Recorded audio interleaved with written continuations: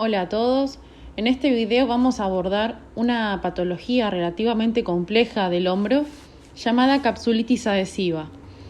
La capsulitis adhesiva es definida por la bibliografía como una afección inflamatoria y enigmática de la articulación glenohumeral que se caracteriza por una pérdida dolorosa, progresiva y discapacitante de la movilidad activa y sobre todo de la pasiva en todos los planos de movimiento.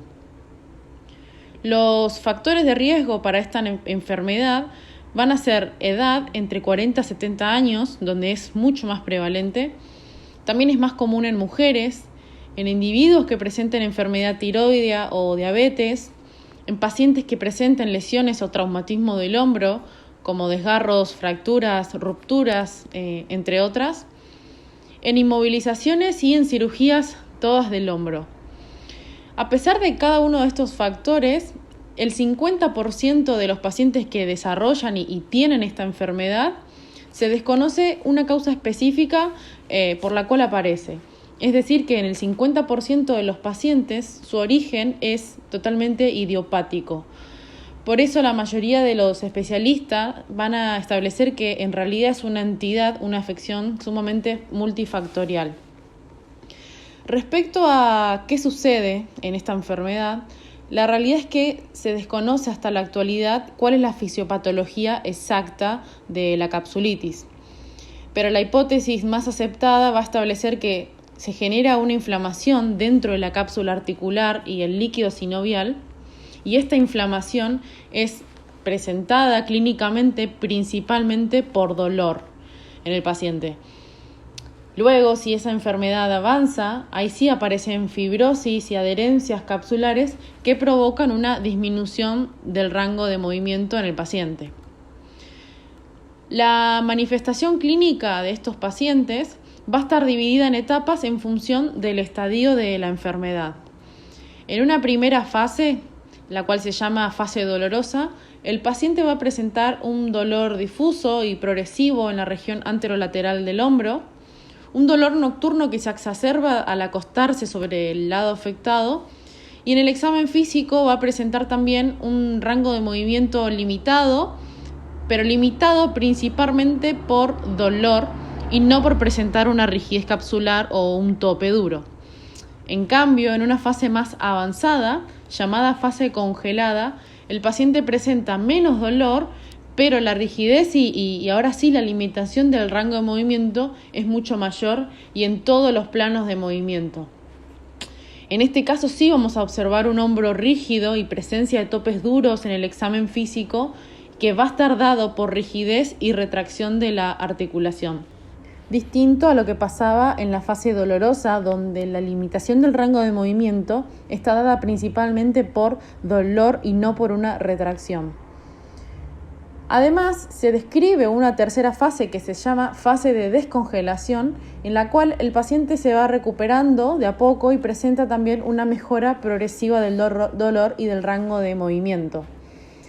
Cada una de estas fases va a presentar una duración que es variable en función de la manifestación clínica del paciente y de si recibe tratamiento o no. Con una rehabilitación adecuada en los estadios más que nada tempranos, va a existir la posibilidad de prevenir el avance de esas a las fases más congeladas y evitar justamente que se convierta en un hombro rígido. A pesar de variar mucho entre paciente y paciente y de recibir tratamiento o no, actualmente la bibliografía describe tiempos específicos para cada fase. De 0 a 3 meses para la primera fase, una duración de 3 a 9 meses para la segunda y hasta 24 meses para la tercera. O sea que la última fase dura bastante más en esa fase de recuperación. Ahora, otra cosa es importante destacar también que la capsulitis adhesiva no es sinónimo de hombro rígido o congelado. Son cosas y términos distintos. Cuando hablamos de capsulitis, y como toda palabra que termine en itis, hablamos de presencia de inflamación. En este caso existe un aumento de células proinflamatorias y una inflamación que es propia de la cápsula articular. Es decir, hablamos de un paciente que se encuentra en la primera fase. Ahora, si esta condición avanza por no recibir tratamiento, por un mal pronóstico o por la causa que fuese, el paciente sí puede llegar a una fase más congelada y puede convertirse y tener un hombro rígido o congelado. Pero sepan que no toda capsulitis avanza siempre hacia la rigidez capsular. Depende mucho del paciente y del tratamiento. En cambio, cuando hablamos de hombro rígido o congelado, el paciente presenta las características que mencionamos en la segunda etapa, pero no siempre la causa es haber sufrido una capsulitis previamente. Van a existir otras causas por las cuales podemos observar un hombro congelado en la práctica clínica habitual.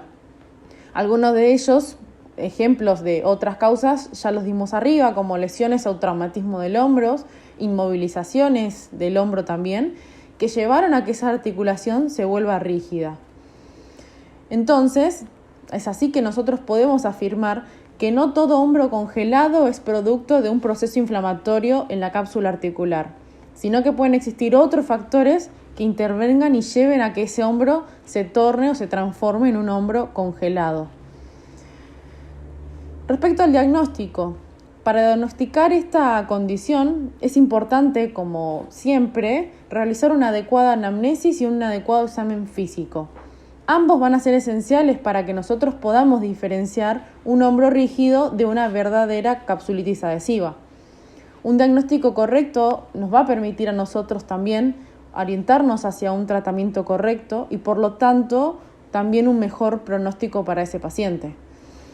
Este diagnóstico es principalmente clínico y presenta características claves como dolor difuso y agudo ante el movimiento en la región anterolateral del hombro, limitación de las actividades de la vida diaria que requieran mayor amplitud de movimiento, típico sacarse una remera, peinarse, rascarse la espalda, son movimientos que van perdiendo rango. Pérdida del rango también y principalmente pasivo en todos los planos, sobre todo una pérdida del 50% de la rotación externa en posición neutra, el cual se lo considera un marcador característico de esta condición. Si bien son pacientes que pierden las rotaciones como rango movimiento principal, lo más característico de esta patología es la rotación externa y en posición neutra. El tratamiento va a ser sumamente clave para esta enfermedad y va a ser variable y tiene que poder adaptarse siempre en función de la manifestación clínica del paciente.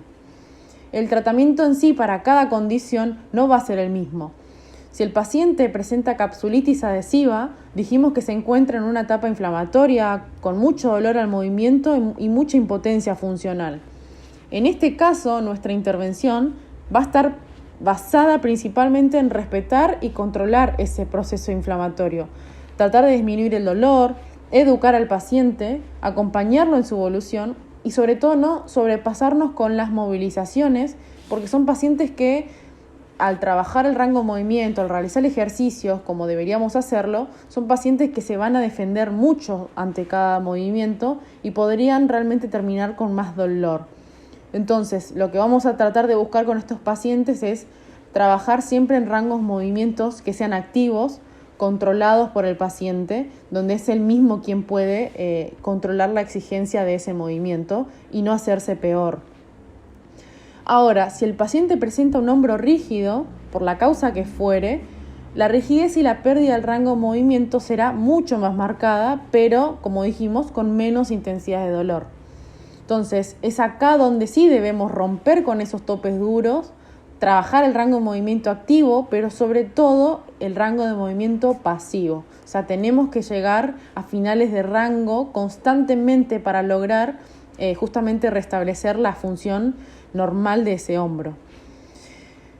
En ambos casos, la evidencia nos muestra que la movilización y los ejercicios terapéuticos presentan grado de evidencia A para ese tipo de paciente. Entonces, sabemos que son tratamientos efectivos para ellos.